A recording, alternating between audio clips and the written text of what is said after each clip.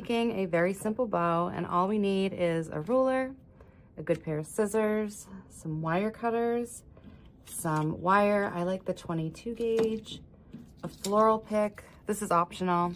And then ribbon. So I like to use 2.5 inch wired ribbon. It's a little hack. They sell these at Target. These are like those little map pins. So if you have a lot of ribbon and you're trying to keep it neat, I think these are fantastic. So, all right, let's get started. So even though this bow is not fancy, it absolutely does the trick in a lot of different designs. So I call it the 10 by 10.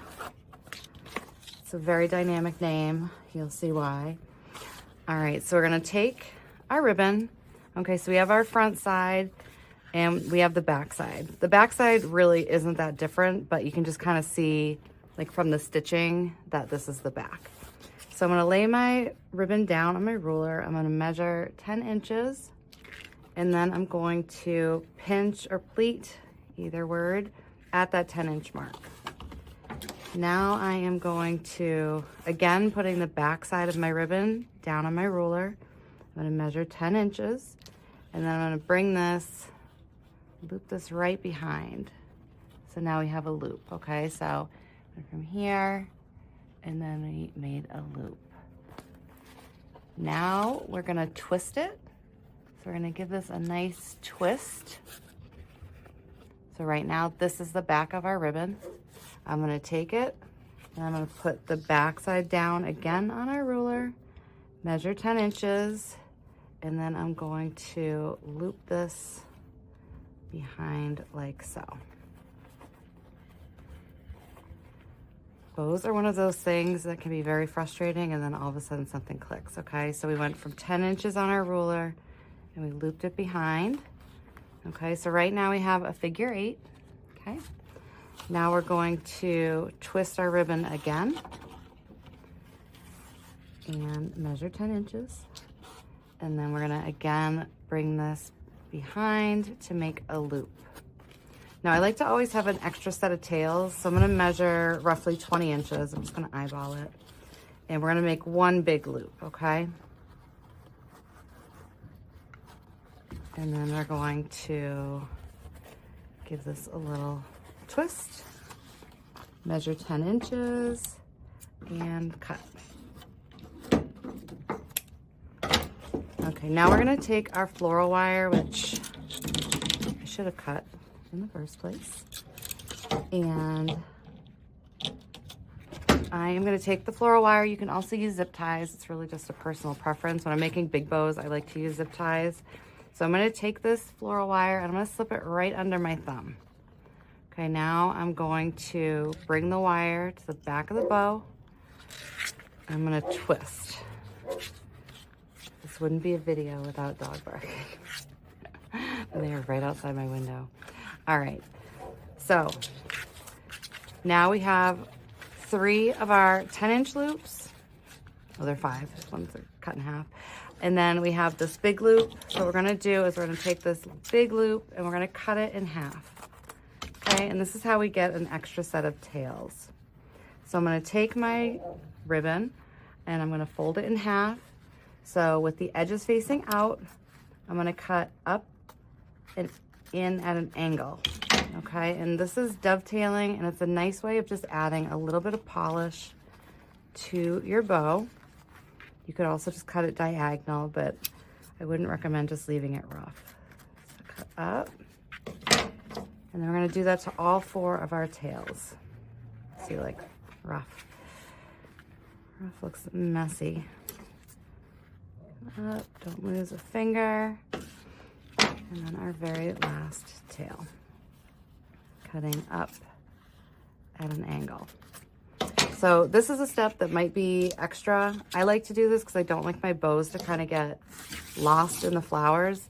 So I'm gonna take my floral pick and I'm gonna put it right up against the back of this bow. Okay, so really all of these loops meet right here in the center. I'm gonna take my floral pick, I'm gonna put it right up against it, and now I'm gonna use the wire from our bow to secure it to this stick. Okay, so I'm gonna wrap this around nice and tight. until all of the wire is used up. Okay, give it a little fluff. This is why we like to use the wired ribbon, because it kind of gets smushed and then you can just put it right back so it looks pretty and structured again. All right, on to our next step. So we have our bow all prepped. The next thing we're going to do is just do a little bit of polishing to our wreath.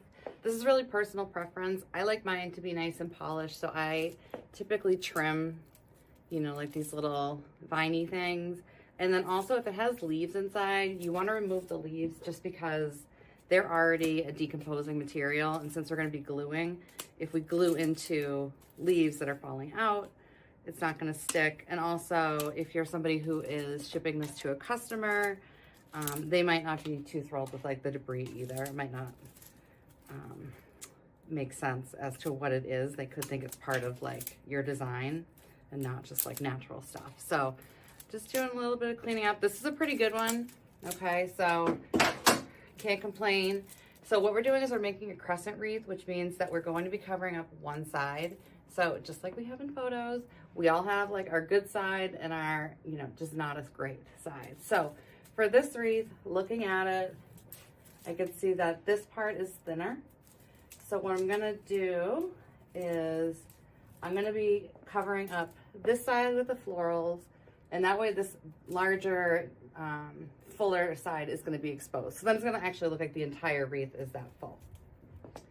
So I am going to find one of the thick branches, okay?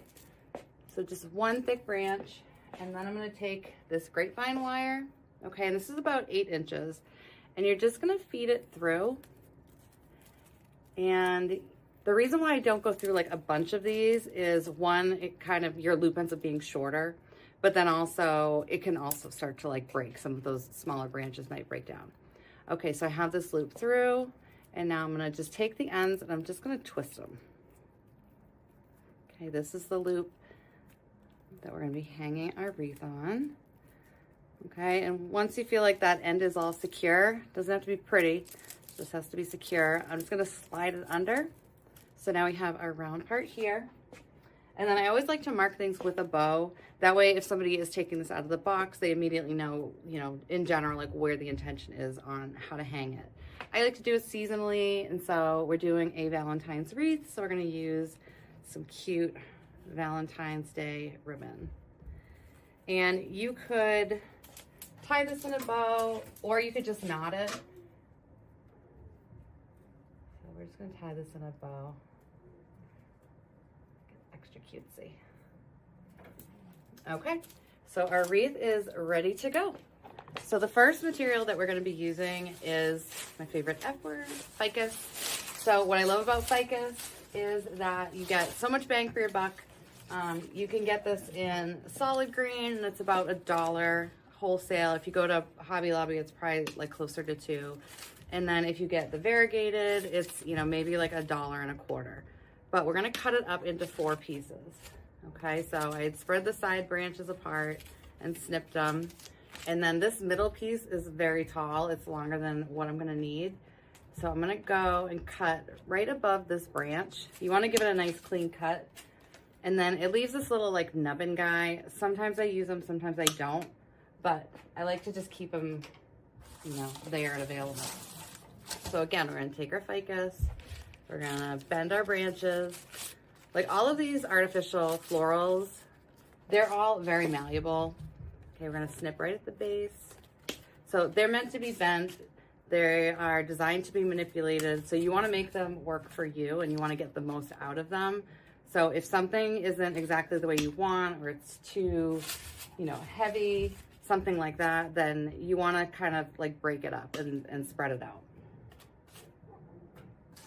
So I'm just prepping 3 pieces of our Ficus.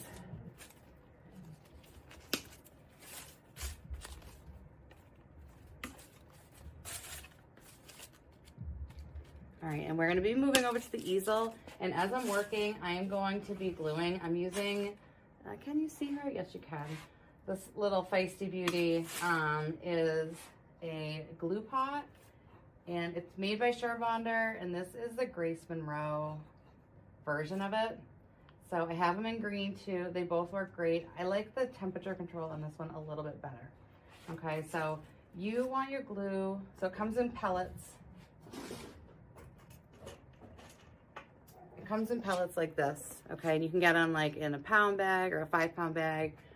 I get them in a 5-pound bag. I just have them on Amazon, like subscribe and save. And these work excellent. And I really do think that Surebonder did something with their like formula this year, because I've had such a hard time if I put something in the wrong spot removing it. So I mean, it's an excellent product. When it comes to my glue gun, I use Gorilla Glue, but I'm very happy with these glue pellets. All right, enough about my glue preferences. So this is the Wreath recipe, and this can be used and applied to every season. Okay, so all right, so this is our Wreath recipe. We are going to take our first piece of Ficus. I'm going to dip it in the glue, starting right here in this top corner. I'm going to slide this downward, okay? So it's not going in, it's going down. Then when I'm working on the lower half of my wreath, I have everything go upward. And the reason why is because it's just more likely to catch. Okay, so I think that's why they use grapevines anyways, is because I'm sure if you've worked with grapevine wreaths, you've seen how they get so tangled up with other things. They pull on our like sweaters, like all that stuff. So they're a very grippy material.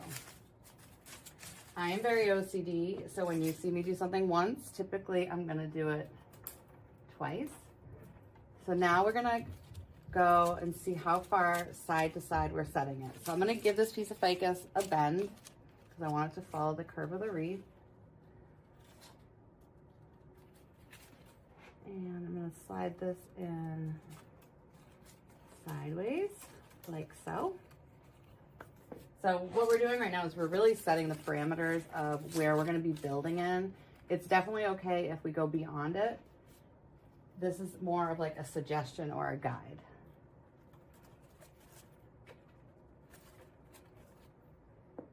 Okay, now we are going to put our bow in. So our bow, if you didn't want to put it on a floral pick, this is when you would just wire it straight to your wreath. But I am going to dip the floral pick in. Now this floral pick is going to go in, so it's going to go out through the back, which is fine. At the end, we are going to be trimming anything that has gone through the back. Okay, so like that. And honestly, there's really no point in playing with the tails at this point. I just can't resist it. All right, so here's our bow that we're going to be working on. Now we're going to go in with 2 more pieces of Ficus, and we're going to put one right above our bow. Make sure you don't get glue on the tail. If you do get glue on the tail, just let it dry.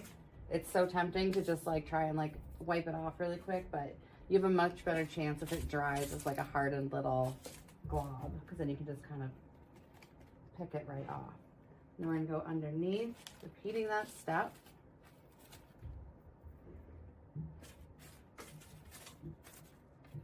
And then I'm gonna do 2 more. We're gonna go back up top. Again, like everything's being mirrored, and the benefit of this is that it keeps everything like nice and balanced. Like that.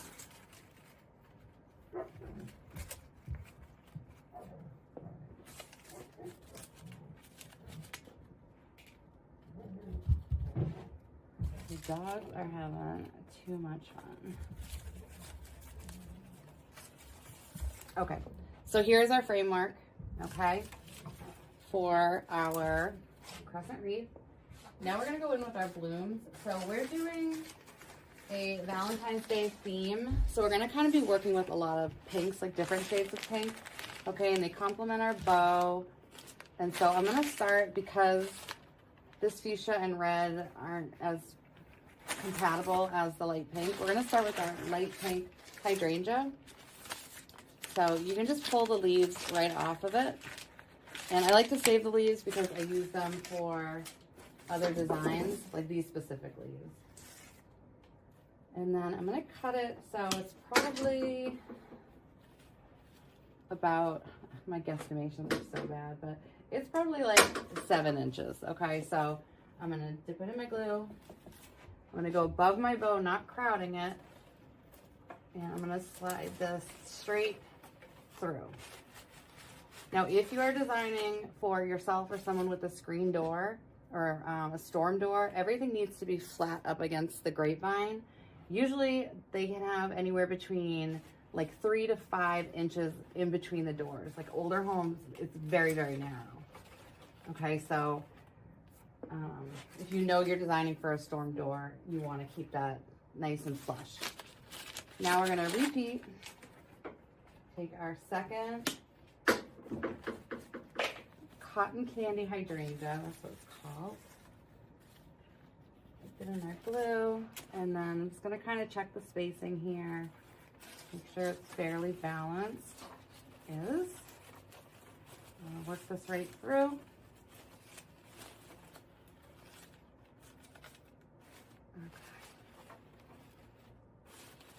All right, now we're gonna go in with our fuchsia, and this is like one of my absolute favorite colors to work with because they're just so vibrant. These designs typically sell very well, and they're just really, really eye-catching. You know, when people are looking for like that curb appeal, this is something that like turns heads. Like as a wreath maker, it's my toxic trait to like drive around. Well, when I'm driving around, I don't drive around just to do this, but when I'm driving around to like just kind of like check out people's like entryways. It says a lot about like the home and the homeowners. You know, if it's like nice and welcoming and they've kind of taken the time to curate this like beautiful, you know,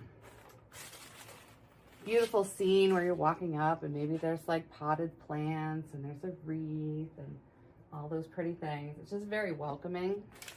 Versus like someone who has like a Marshall special, especially if it's like on a beautiful home. I'm like, oh, geez, no, that hurts my wreath making heart. All right, so I'm putting these fairly close together.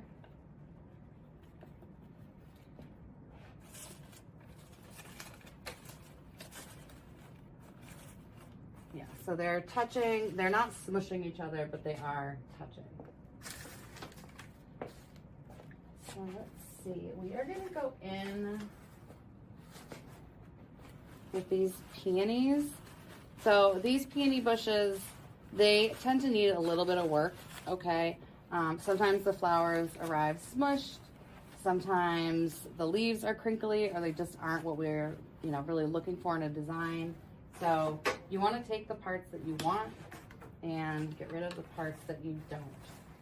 So an example of being a part that I don't want. I love these little blooms, but this plastic here, the coloring and just, it's just ick. So I'm just gonna snip that off and put it to the side.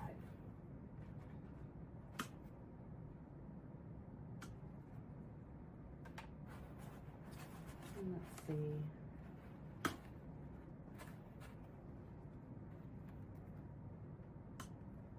Clean up.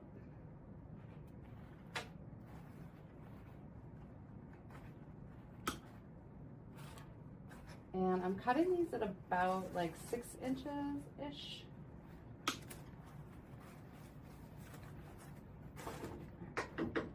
So starting at the top again, we are going to take our first bloom and I'm gonna put it in this top corner. So this is, we're saying this is Valentine's, but really this could be for anything. It's a very, very girly Barbie-esque pink wreath.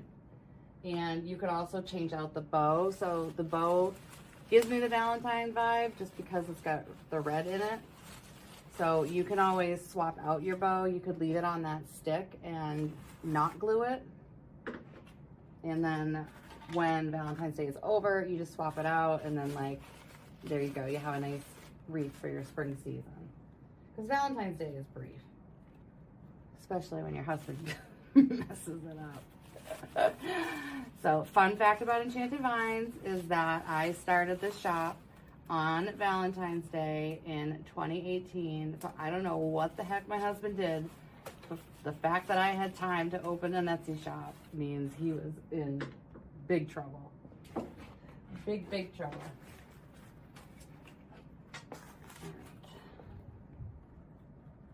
See how quickly this comes together? Like, we really haven't used a ton of materials.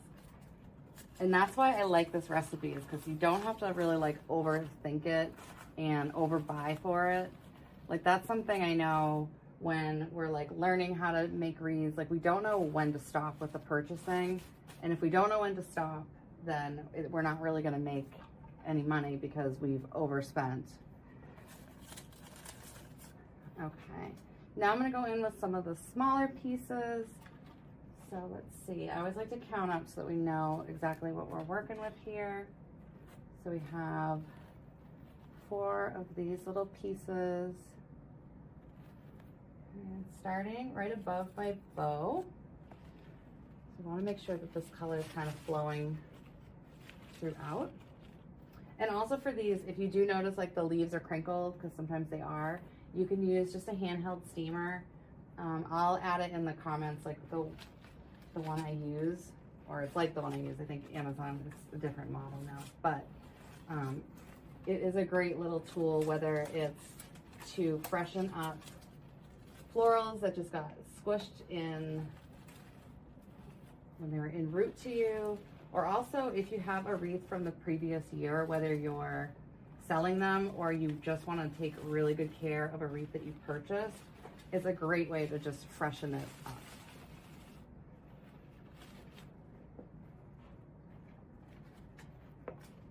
And I always like to end with something that just kind of like cascades a little bit. So we are gonna go, let's work with some of these. These are really pale chrysanthemums, okay? I just got these from Pioneer, and they were on a good, they're on, I don't know if clearance, they're on sale. It's a nice price for them. So what I want to do now is just break up some of the pink. So I'm going to go in between here.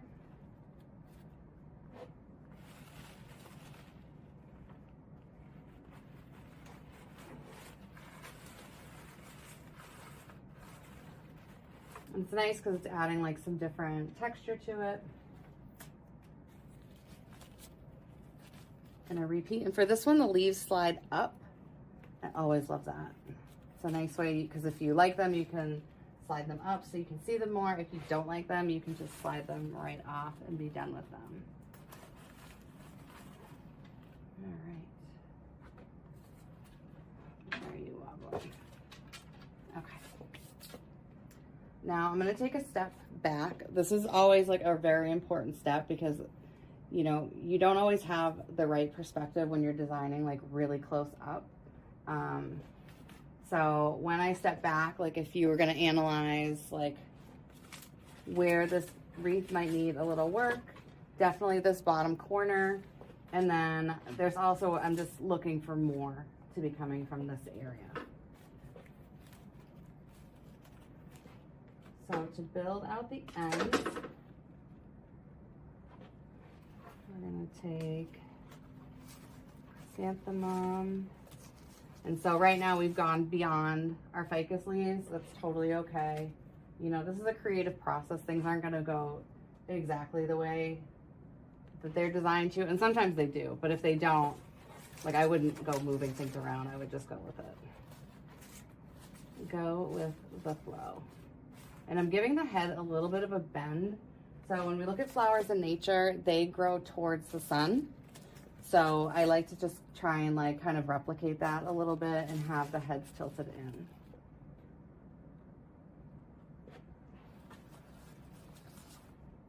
Okay, we're just going down here and repeating. How's your view? Maybe just a little bit.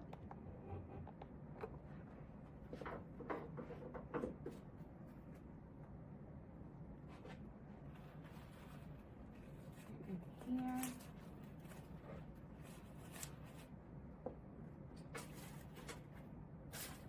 And then I'm gonna go back, let's see, this guy.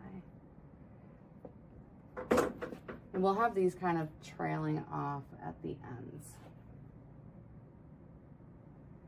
One here, giving it a bend. And down below, giving it a little bend. And now, like, we need to do a little bit of work with our ficus, because as you can see, I've gone beyond, and so now we're lacking right here, and then behind the bow. So I'm gonna take my first piece, we're gonna start. So we're gonna start with behind the bow. I'm actually gonna grab one more stem of ficus. 3 definitely could have worked. That's just the way I placed it. So we're gonna grab another one. You know what, let's just do a little shopping while we're out and about here. Get some berries and get some woodland fern. Let me just cut these real quick.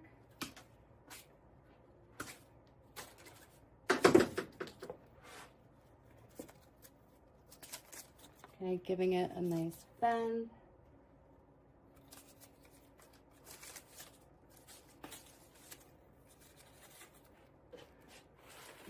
Put one right here.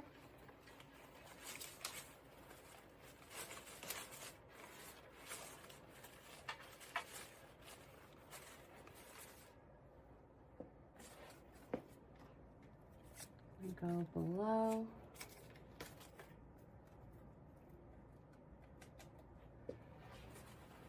Here. Sorry, I know I'm blocking you.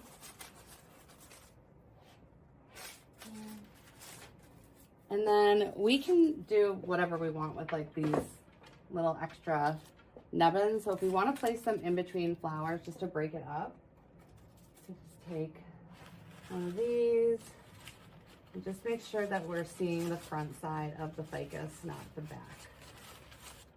Okay, so we could put some here. Or you could not, you could just totally skip this all together too.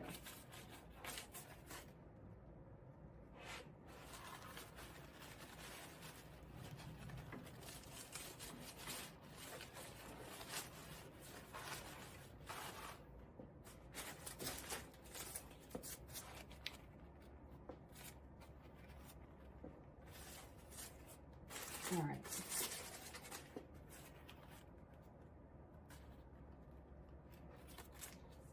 One more up here.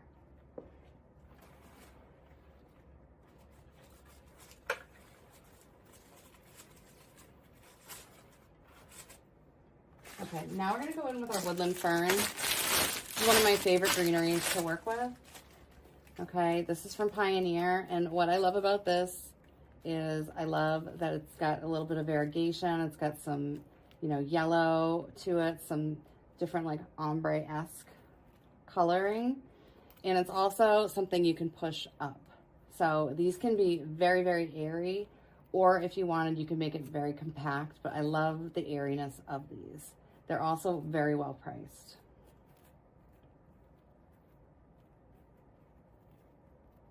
When you find a greenery that you really like, it's good to stock up, because if you have like your business ID number and you can buy wholesale, you know, obviously the more you buy, the less expensive it is.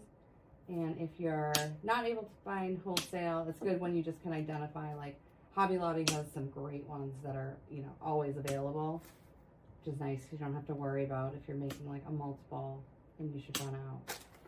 So I'm snipping all of these, and I am going to move this a little bit. Okay, and I'm going to start like we've started everything with this recipe, which is going to be the top corner.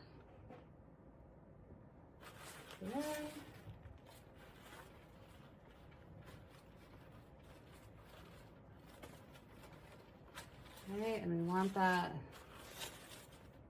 There you go. So pretty, right? And then we're going to repeat.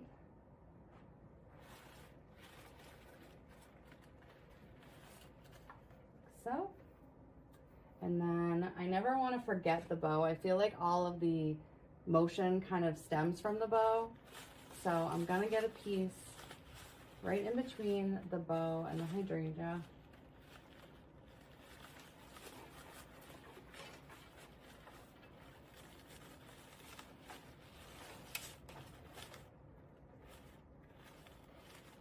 Spread that out a little bit. Then repeat.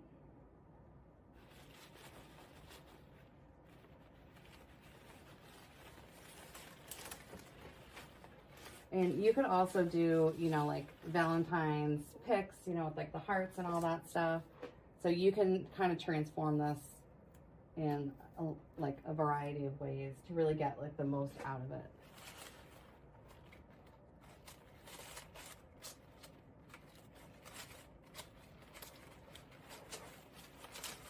You always want to make sure that it's going into the grapevine.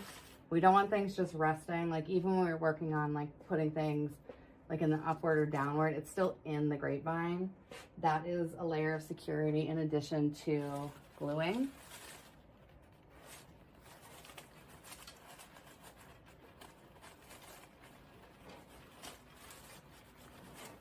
Below.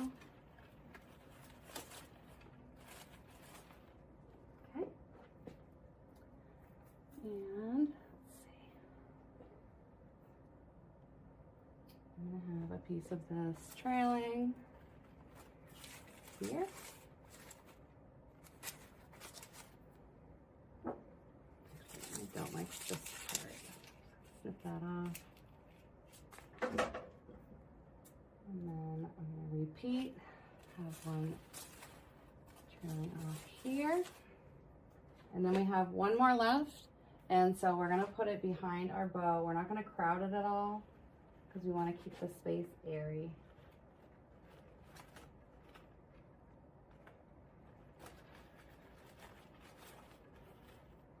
All right, and then I grabbed a couple berries. I love like lime and hot pink or fuchsia together. So this is from Pioneer. This again, berries are not cheap. So if you want like good berries, they need to have that hard coating on them. If they're that foam kind that's like in clusters and it does not have a coating, it is probably not going to survive much of a rainstorm, let alone, you know, a season and multiple seasons. So it's good to find ones that you really like and trust and kind of stick with them. So Pioneer has these in a couple different colors. So I'm gonna do one behind our bow. We have 3 that we're going to be working with.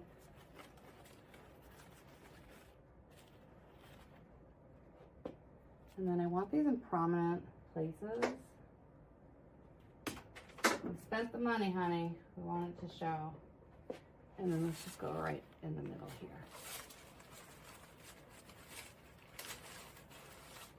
Ugh, love fuchsia and lime. Can't get enough of it.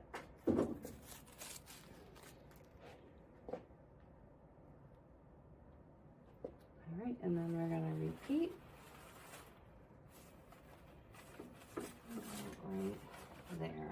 Okay.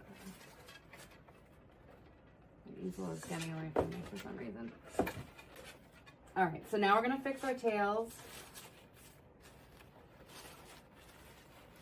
Okay, so here I got some glue. It's a good example of if you just let it dry, it's kind of more in a glob and you're more likely to be able to get it off without damaging the fabric. If it's something that you really can't get off, the next step would be to use a warm hair dryer and get it to melt again and then try and like scrape it off. Some fabric is more forgiving than others.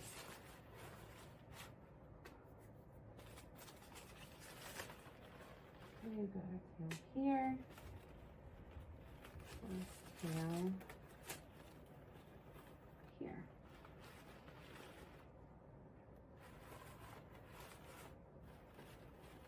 All right. Here is our wreath. And now we're going to clean up the back. I forgot to mention this is on an 18-inch frame, okay? So these are all things that are going to scratch and damage a door. So what I like to do is just turn this upside down. Yeah, I'm gonna go through with my wire cutters. These are like cable cutters, which work way better. I don't know about you, but I have like, my wrist gets so tired if I've done like a lot of work or making a lot of bows or something like that. And so having good tools is like the best investment for yourself and just for your work. Because if you start to get like sore or tired or whatever, it's gonna shorten your work day potentially, and it also just puts a bit of a drain on your creativity. We just want to be having fun. We don't want to be killing ourselves here. Which I will say, if you don't think wreath making is a dangerous activity, I woke up this morning and I could not open my left eye, and I was like, what is going on? So I went and like rinsed it with saline. It felt okay. I went back to sleep, and then when I woke up again and took a shower and was doing my makeup, I put eye drops in again. And would you know that I had a sequin in my eye, like a tiny sequin? And I was like, oh my gosh, I think this is from, like, it had to have happened yesterday. So I'm glad it didn't like do any damage. But yes, we are the brave. Yep.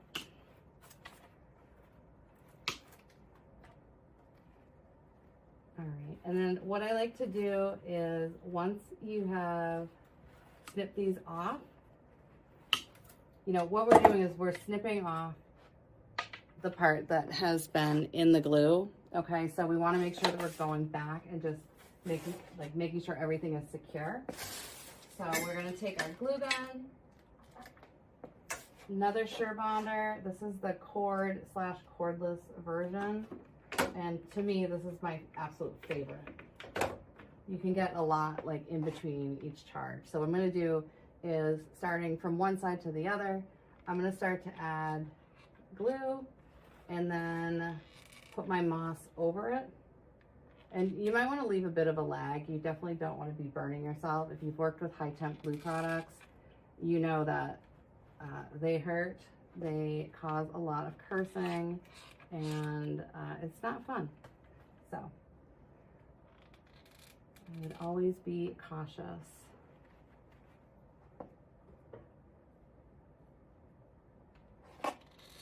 Some glue.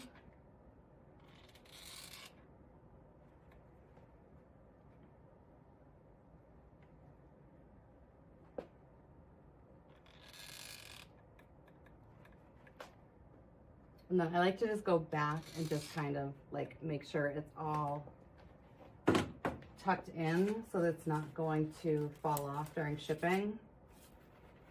You know, who knows what happens to our babies when they're shipped off. So let's just make sure it's right in there.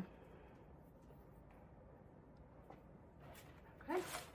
And now if there are any like glue hairs on here, which is inevitable, I just take a hairdryer, just like a regular hairdryer, and I just run it warm over it.